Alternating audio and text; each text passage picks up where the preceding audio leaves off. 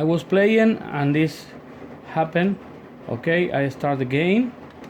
Okay, I go to play again.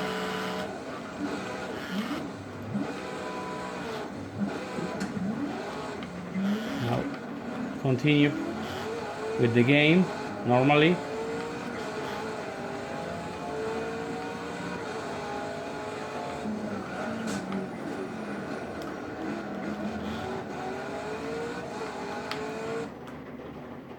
That is what happened. You can see I was playing and the joystick turned off. I disconnect for the game.